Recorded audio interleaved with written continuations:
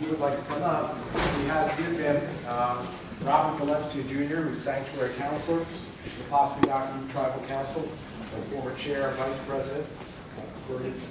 Emilio Molina, Delegate of the Traditional Authorities from Pueblo Viejo, and MA Candidate in Water Resources Management in Sonora.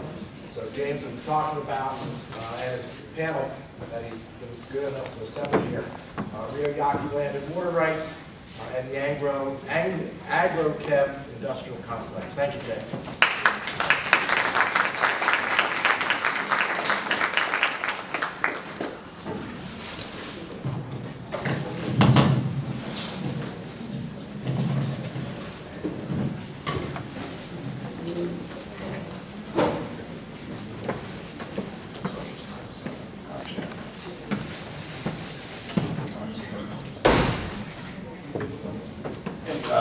Thank you, everyone. It's a pleasure to have this opportunity to present to you today, and I'm honored to be joined by my guests. I don't mean to be rude, I'm just multitasking while I'm trying to make best use of the limited time. Our topic today is the Rio Yaqui case, which is an Inter-American human rights case against Mexico. I'm counsel pro bono to the traditional authorities, and I'll just beg your indulgence here one moment to see if I can get to the outside support side. I'm sure I got it right here.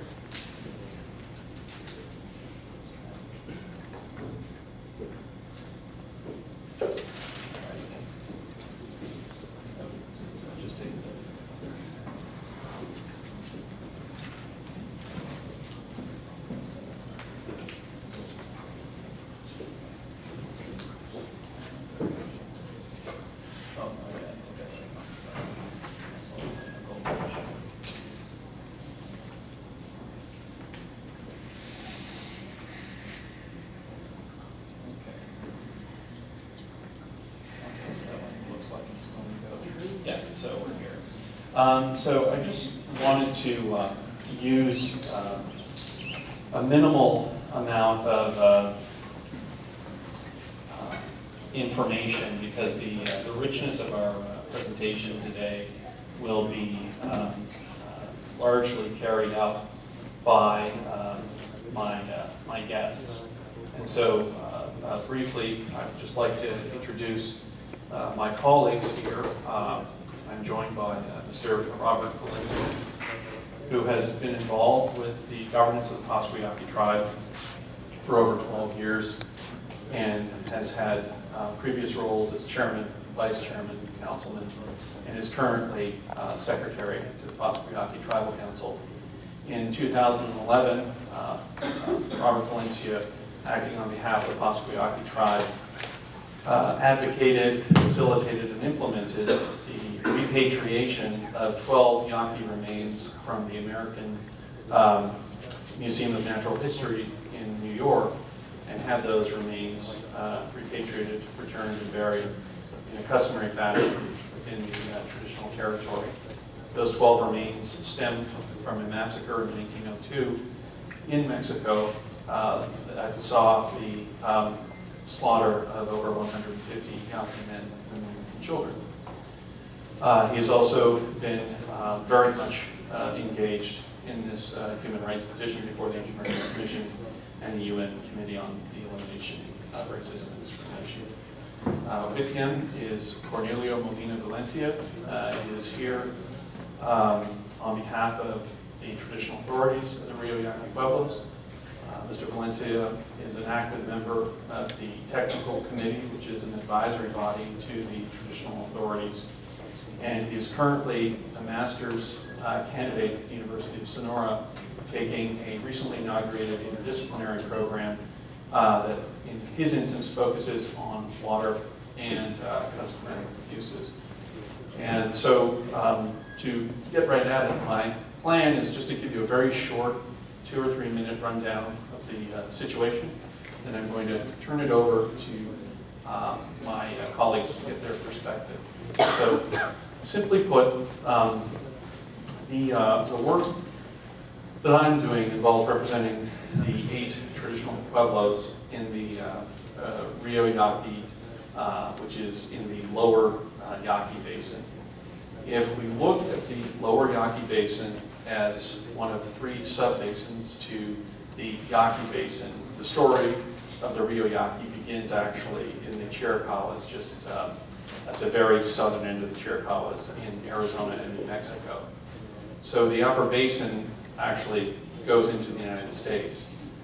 The Rio Yaqui itself collects its source waters from, among other sources, the Rio Bavispa, the Rio San Bernardino. Both of those collection sources, which act as a confluence, they join together to create the headwaters of the Rio Yaqui. Both of those sources are directly fed by perennial, meaning year-round, water sources in the United States. And so, in as much as this seems like a distant, far-off human rights case, actually the resources that we're talking about are directly sourced out of Arizona. The situation that we're facing right now in the lower basin is simply that if you look at this map, what you'll see here is the landmark near the foreshore going inland. That's the Oviachic Reservoir. The city of Obregon is just slightly to the south. The Rio Yaqui essentially stops about 2 kilometers south of that reservoir. It stops just before the Highway 15. And it is surreal to describe this, but the Highway 15 forms a northern band or part of the noose around the remaining traditional Yaqui territory, which is south of the highway. And these other maps help illustrate it. But essentially, one of the hardest parts to this case is actually trying to describe the geography, because it is so incredibly detailed in the way the Yaquis have had their land and water stolen from them. So, for example, people don't realize that the Rio Yaqui is actually empty once it gets into traditional Yaqui territory at the highway, at Highway 15. So at the overpass, if you're driving to Obregon, typically you won't see any water in the river. It's empty. The remaining boundary line of the Yaqui territory, which was first affirmed by presidential decree in 1937 under President Cardenas, and subsequently revoked effectively by 1997 under President Zedillo, the remaining territory matches, and I'm not a believer in conspiracy theories, but this challenges it, it matches perfectly the meets and boundary lines of a federal irrigation district called Las Colonias Yaquis, district number 018. That federal irrigation district was established shortly around the same time the 1937 decree was issued.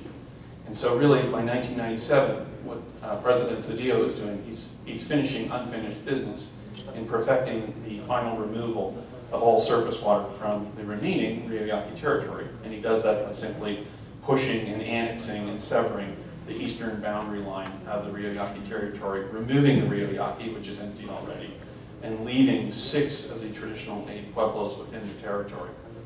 Resulting from that, the 2 severed pueblos have essentially an exodus across the empty riverbed to reestablish their new pueblos within the remaining traditional territory. I'm not making this up, because if you go to Google Earth, you can go into the traditional territory and you'll see the old Pueblo Bacum on the east-south side of the empty riverbank, which is now an extension of the city of Obregon, and the new Yaqui Pueblo Bacum, which is a foundation of an older pueblo that's growing. But Google Earth actually recognizes this strange, sad part of history. And so right now, to wrap up, the challenge we're facing is the federal and state approval of a aqueduct in El Novillo, which is approximately 150 kilometers north of the Oviachic Reservoir. El Novillo will deliver along a 150-kilometer pipeline west to the city of Hermosillo up to 10% of the available surface water of the Rio Yaqui per annum. That's the minimum permitting that CONAGUA has allowed. Now, if you use the Yaquis as the miner's canary in the lower basin who have no water, I'm guessing that their water situation isn't going to get much better when that straw starts to siphon off water this year, because it's already completed and they're just going through the initial testing of the pump stations. So our case is really very much about attacking that particular part of it, because it stands as one of the most egregious final acts of forcing assimilation and removal of the Yaqui people by literally taking away all of the water. In this instance, we are aided by circumstance, because when Hermosillo, the growing city of 1 million people, need that water, they sit on another basin. They sit on the Sonoran Basin. And so the international and treaty law between US and Mexico, that's really one of the high watermarks, pardon the pun, of bad behavior. You can't go and steal another country's water. And a trans-boundary basin transfer, which is what Valadolid constitutes, is effectively removing the water of another nation state. And so this is perhaps a new strategic angle from a treaty rights perspective that we might be able to explore further. It's a lot of information, but enough about me. I would like to turn over to my panel here to get their feedback. And I defer to Mr. Robert Valencia and Mr. Cornelio Valencia. Thank you, President. One of the things that the Paspahegh tribe is currently involved in, as Professor stated, is we're trying to really help out the situation in Duruyaqui being about 375 miles from here. And the Ocho Pueblos, the 8 Pueblos that are real central, the central government of our people. And this effort, though, the petition is, I think this month is in its 7th year filing. It's fairly recent, but the efforts go way back to the times that my uncle and several Valencia, who helped us attain federal recognition and the land base we have now. Even he, as a child, would talk about the efforts and the people before him. And pretty much they were met with the same fate. Internally or domestically, no one wanted to help them up to this point in time. And those that did were soon turned back by the government. They sought legal relief locally, and what seemed to be good or functioning or like if they were onto something, all of a sudden they would turn away. So they, collectively they were at the point where our people didn't know what else to do. So they sought international relief, in this case with a petition, seeing that that's the only course that they could take, because there was nothing domestically that, there's no laws that protect them in Mexico, and they're considered a citizen like any other citizen. So there was nothing that they could latch onto to say this is going to help us, or even among indigenous people, having met with several groups from here to Baja California and all around, they're looking at this case and saying, this could be a very landmark breakthrough type of case for indigenous land rights in Mexico. So this is something that we're really wanting to support, because it's long been coming. And in one case, one of the ladies says, in regards to water, she says, water, says, because there's a lot of problems with pesticides and chemicals and such. She says, we won't even have polluted water. So that's one of the dilemmas that they face. So with that, I guess I will turn this over to Mr. Cornelio Valencia from Licon Pueblo, one of the technicals for the authorities.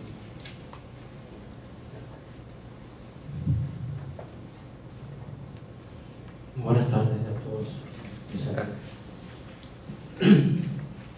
Creo que voy a abordar el tema en 3 puntos. Primero, tal y como lo explicaba aquí Roberto Valencia, creo que la historia de la tribu Yaqui,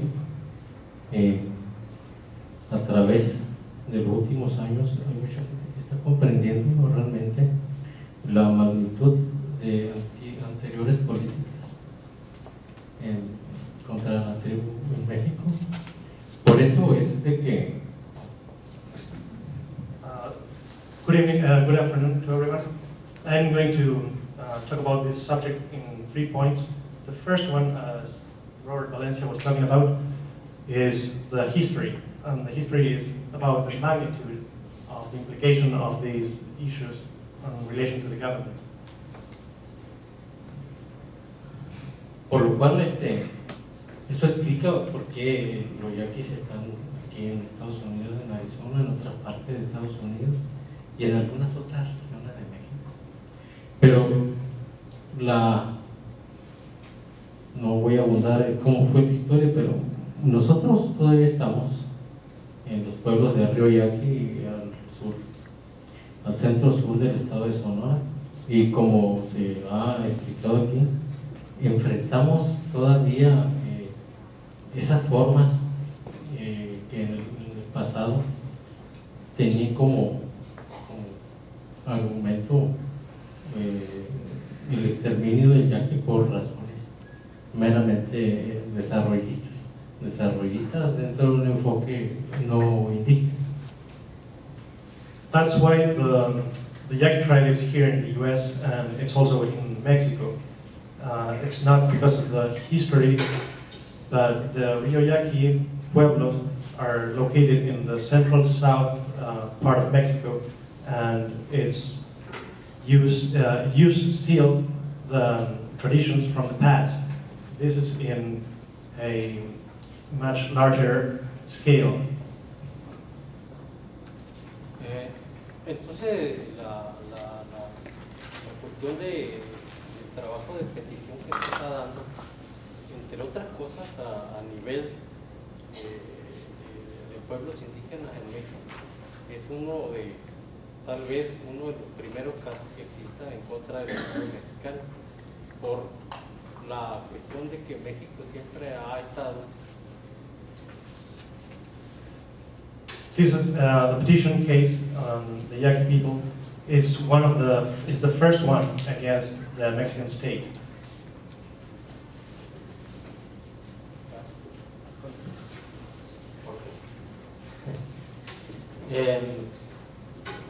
El asunto es de que en el cuerpo de la petición se expresa, se expone las demandas ancestrales de la tribu, que es básicamente territorialidad, autonomía y lógicamente cómo quiere el desarrollo de la tribu y aquí en el futuro para su gente. Basically, in the body of the petition, it's regarding the ancestral issues. That is regarding territory, autonomy, and development for the future of the tribe. Aspecto que lógica y básicamente el Estado mexicano ha omitido, no nada más para los yaquis, en las circunstancias de pueblos indígenas, sino es un rasero de ese tipo para todos los pueblos indígenas. This is an aspect that the Mexican state has been omitting for not only the Yaqui tribe, but all the peoples in Mexico. Tomando el aspecto relacionado al recurso agua, en la tribu yaqui, el río Yaqui, siempre se ha relacionado con el pueblo yaqui.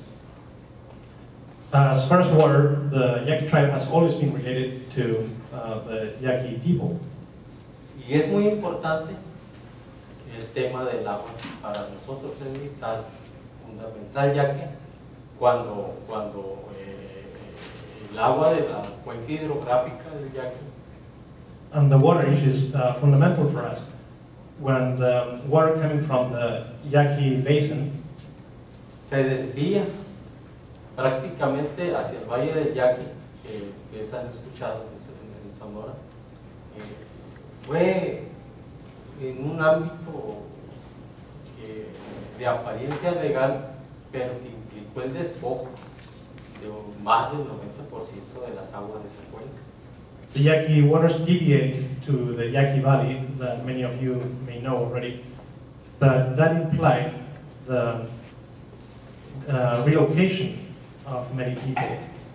¿Por qué lo digo y por qué es importante para nosotros? Es importante porque prácticamente con eso se nos privó de que nosotros decidiéramos en cómo planear el desarrollo económico con la irrigación de las tierras yertas que tenemos nosotros. And why do we say this? Because the way this happened, it took away our possibility of financial development.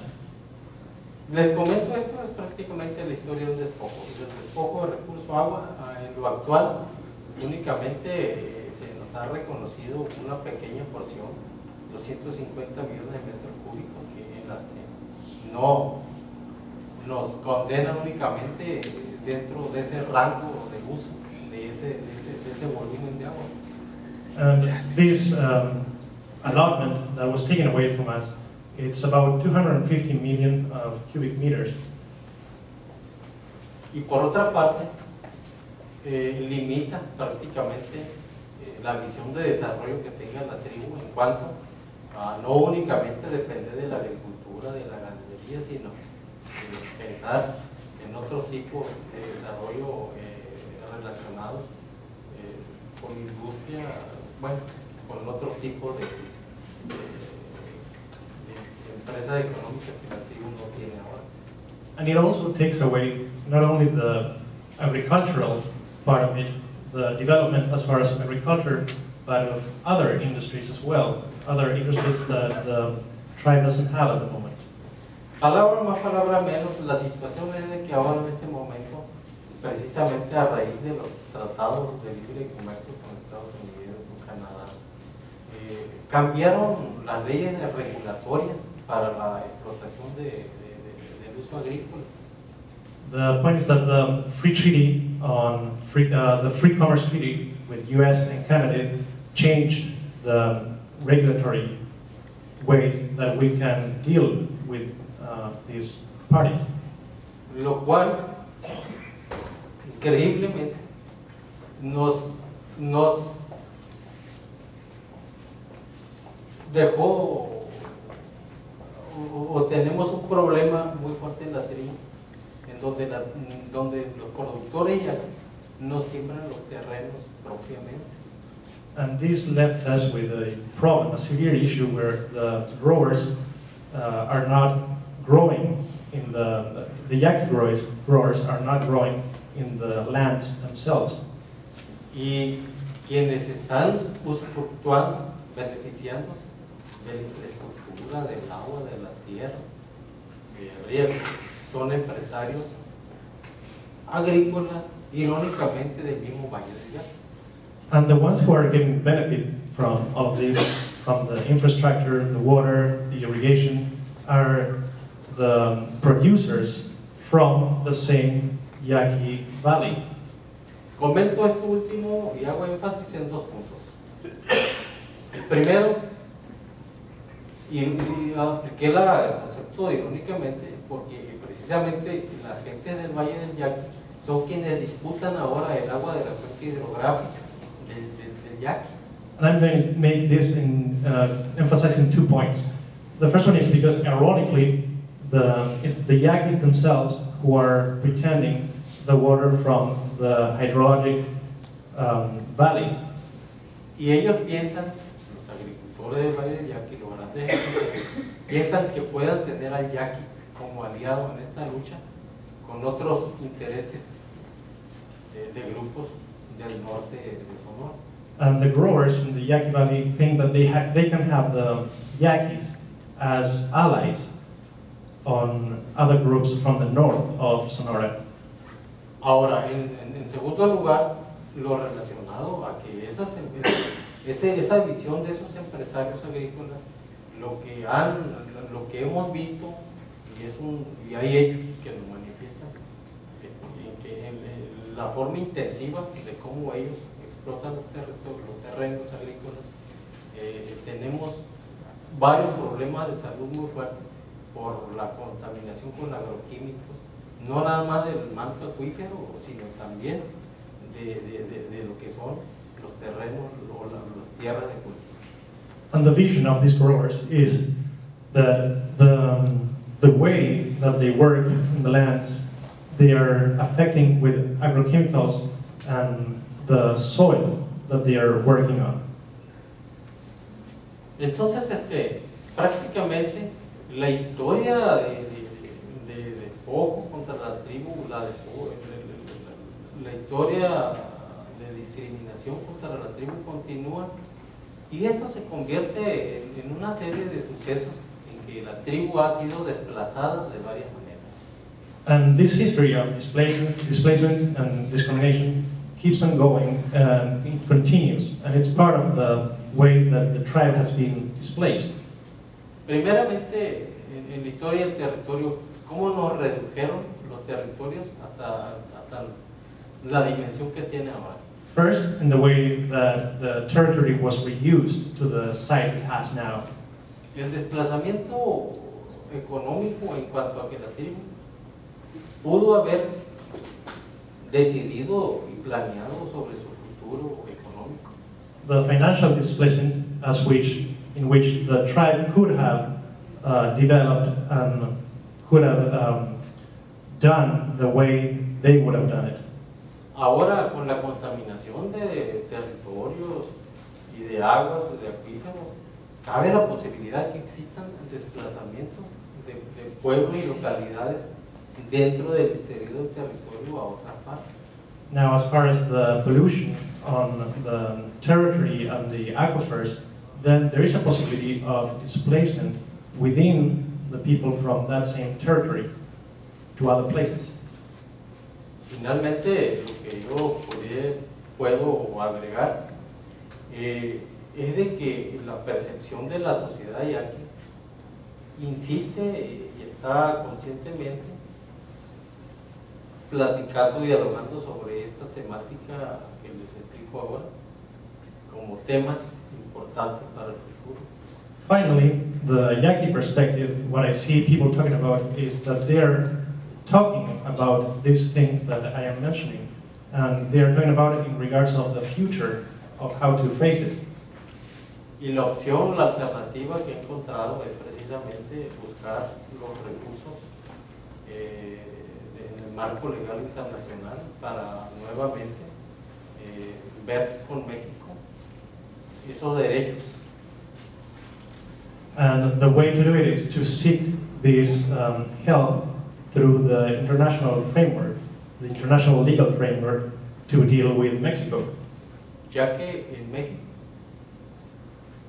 increíblemente, no existen más recursos legales a los que pudiéramos acudir de una manera. Since in Mexico there are no many more legal resources that we can go to in more than one way. Como pueblo indígena, As an indigenous peoples, ya que la legislación en México prevé y conceptualiza al indígena dentro de un esquema agrario, bajo leyes agrarias. since Mexico conceptualizes and sees the indigenous peoples within an agrarian view. Por último, con esto, lo que quiero decir es que no existe en México, continúa todavía la diferencia entre la falta de reconocimiento del indígena a lo que es el Estado Nacional. So to finalize, what I want to say is that in Mexico there is still the lack of acknowledging the indigenous peoples in a federal framework. Pues es mucho lo que pudiéramos abundar en cada renglón por renglón de lo que hemos platicado. Hay mucho que platicar, escudriñar, dialogar, pero no es mucho el tiempo que tenemos aquí. Y pues lo más lógico es que se pueda estar en contacto de alguna manera. So line by line, there's a lot we can say, there's a lot we can add if we go line by line, but we don't have much time, and there is a lot to talk about in each one of those issues. So I'm going to pass it back to Hafni.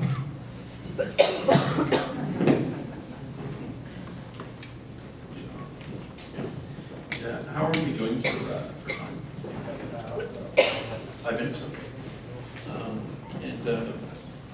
Robert Valencia, would you care to add anything to what Cornelio was just? Okay. I just wanted to highlight from the description that Cornelio provided, again, the details.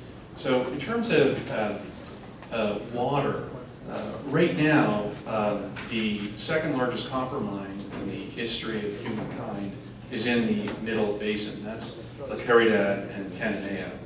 And in 2010, Conagua denied a request for water to the traditional authorities, and quite amazingly and transparently provided the Middle Basin appropriators of that water. So there were several mines that had prior appropriation or a priority of right to the Yaquis. And there's also, again, there's so much detail to this, there's also a legal fiction, because Conagua was in the letter referring to the irrigation district when it wrote its response to the traditional authorities. Because legally, only the irrigation district as an ejido can take possession of water allotments from Conagua. The traditional authorities cannot. But this is what's really interesting about this situation, is that Mexico actually in many cases openly acknowledges the governance of the Rio Yaqui Pueblos by the traditional authorities. They refer to the traditional authorities in letterhead. So it's a very a unique situation. The last point I wanted to make is the severity and the stakes. Mexico's own infant mortality data, which is available online, states that the infant mortality rate amongst the Yaqui population is about 162 or 161 infant deaths per 1,000 live births. And it's not a typographical error. In our work in the last 3 years, I have been drawn directly into this horrific situation in regard to environmental toxicology. We've uncovered, in plain view, boxes of Lorsban 480 which is a neurotoxin, and this stuff will actually kill you. It's not licensed or permitted by the EPA in the United States. We've done testing of fish that, because they don't swim in the Rio Yaqui anymore, they swim in the drainage canal, which is about the width of this room. Those fish have come back positive with DDT, and many of the people in these pueblos are poor, so they're eating this fish, and if you're pregnant, that explains the infant mortality rate, which is just slightly lower than Afghanistan, excuse me, and above many West African countries, including Niger and Somalia. So this is really a tragedy of epic proportions that I hope very, very soon we will have a breakthrough. The case before the commission is log jammed in a procedural mire with Mexico, but I'm confident that as we move forward and make coalitions, that we'll be able to break through this. So thank you for your time.